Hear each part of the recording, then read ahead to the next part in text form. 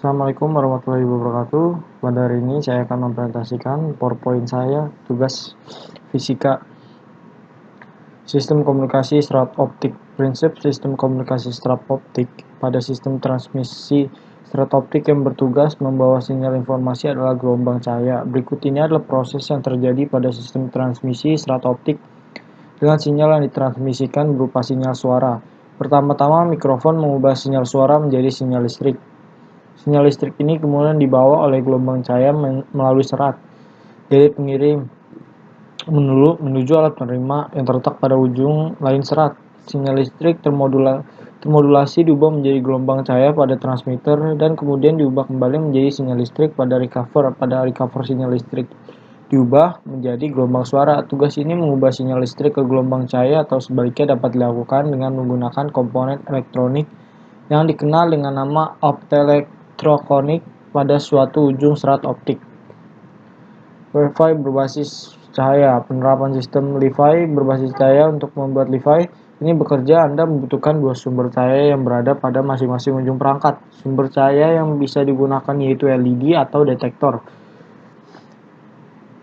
Saat cahaya LED menyala, cahaya sensor pada ujung perangkat lainnya akan mendeteksi dan mengartikan sebagai biner 1 dalam jumlah cahaya LED. Tentu tadi, sebuah pesan akan dapat dikirimkan dan kemudian ditangkap oleh detektor cahaya pada perangkat lainnya. Selanjutnya, teknologi Li-Fi ini akan memakai beberapa warna pada cahaya LED. Jika warna-warni menyala bersama-sama, maka hal ini akan menciptakan bangunan informasi yang sangat besar yang dikirim secara sekaligus. Saat ini saja hanya bisa menggunakan laser warna hijau dan laser warna merah. Dengan bersamaan, sebuah data bisa terkirim pada kecepatan 1 Gbps, kecepatan yang akan mencapai berkali-kali lipat. Prinsip Li-Fi. Li-Fi yang memiliki kecepatan data berkali-kali lipat dibandingkan dengan Wi-Fi disebabkan karena jenis LED yang merupakan semikonduktor punya sifat berbeda dari jenis lampu lainnya. Dengan sifat dari ciri-ciri seperti ini membuat LED lampu untuk beralih on dan off dalam beberapa nanodetik atau miliaran detik. Nanodetik ini juga dikonversikan dalam kecepatan data setara dengan 1 Gbps. Maka dari itu, saat Wi-Fi hanya bisa mencapai 100 Mbps kecepatan data, maka ini artinya Wi-Fi memiliki kecepatan 10 kali lebih cepat daripada Wi-Fi. Teknologi pengenalan pola berbasis image. Prinsip teknologi pengenalan pola berbasis image.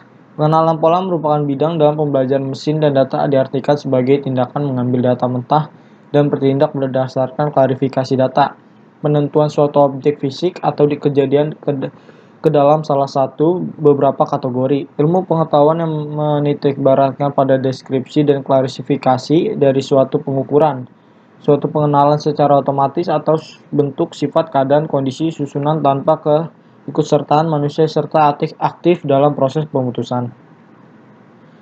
Penerapan teknologi pengenalan pola berbasis image. Pengenalan pola biasanya merupakan langkah perantara bagi proses lebih lanjut. Langkah ini biasanya merupakan dapatan data, gambar, bunyi, teks, dan lain-lain untuk dikelaskan proses untuk menghilangkan gangguan atau menormalkan gambar dalam suatu cara. Pemrosesan gambar, image processing, teks, dan lain-lain. Pengiriman ciri-ciri pengkelasan akhirnya pos pemotretan berdasarkan kelas pengenalan dan arah keyakinan. Pengenalan pola itu sendiri khusus berkaitan dengan langkah pengkelasan. Dalam kasus tertentu, sebagaimana dalam jaringan saraf, pemilihan ciri-ciri pengambilan juga boleh dilakukan secara semi-otomatis atau otomatis sepenuhnya. Sementara terdapat banyak kaidah untuk pengkelasan ini menyelesaikan salah satu dari 3 masalah matematis berkaitan. Pertama adalah mencari peta ruang ciri, pembagian dimensi ruang vektor bagi sel tabel. Secara bersamaan, ia membagi ruang ciri menjadi kawasan-kawasan, kemudian meletakkan label-label kepada setiap kawasan. Algoritma yang demikian ini biasanya belumlah menghasilkan kepercayaan yang sebelumnya diterapkan oleh post-processing. Deteksi penyakit menggunakan sensor image. Penerapan pemrosesan sensor image untuk mengotomatisasi diagnosis malaria pada hapusan darah tipis dikembangkan.